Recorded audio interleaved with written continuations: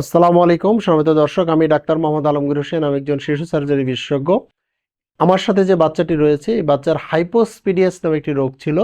ওর প্রস্রাবের রাস্তাটা সঠিক জায়গায় ছিল না। আমরা প্রস্রাবের রাস্তা সাধারণত পেনিসের সামনে দেখি, সেই রাস্তাটি ওর নিচে ছিল, যার ফলে ও যখন প্রস্রাব করত তখন ওর নিচের দিকে যেত, এবং এটা কিন্তু পরবর্তীতে ওর নানা ধরনের সমস্যা হতো।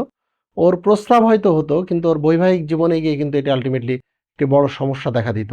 সেজন্য মূলত এর অপারেশনটি করা হয়েছে, এবং এই অপারেশনের আলহামদুলিল্লাহ সাকসেসফুলি আমরা অপারেশনটি করা সম্ভব হয়েছে, এবং বাচ্চা এখন সুস্থ আছে। ওর বাবা অনেক বেশি ভয় পাইছিল। ওর বাবাকে আমি অভয় দিয়েছিলাম যে না, আলহামদুলিল্লাহ এই অপারেশনটি আমরা সুন্দরভাবে করে দেবো ইনশাল্লাহ। আলহামদুলিল্লাহ ভালো হয়েছে। ওর বাবার কাছ থেকে আমরা একটু শুনবো যে অনুভূতি কি ওর বাবার। ওইদিকে তাকে। আমার বাচ্চার এই সমস্যাটা হওয়ার পরে আমি হেবি চিন্তিত হয়ে যাই। তারপরে আমি খোঁজ পেলাম ডাক্তার আলমগীর হোসেনের কথা। তারপরে আমার সম্পর্কে খুব আত্মীয় হয়।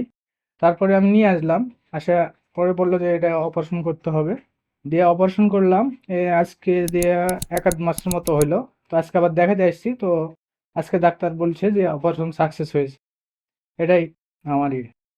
আপনি ভয় পাইছিলেন যে অনেক, সেটা কি অবস্থা বলেন না, তো কি? এখন আর কোনো ভয় নেই। এখন এখন আর কোনো ভয় ডাক্তার নেই। যেহেতু বলছে যে এটা আর কোনো সমস্যা নাই, তাহলে আমার আর ভয়টাই নাই। আমার অনেক ভয় ছিল। আমি আর এখন ভয়টাই করছি না।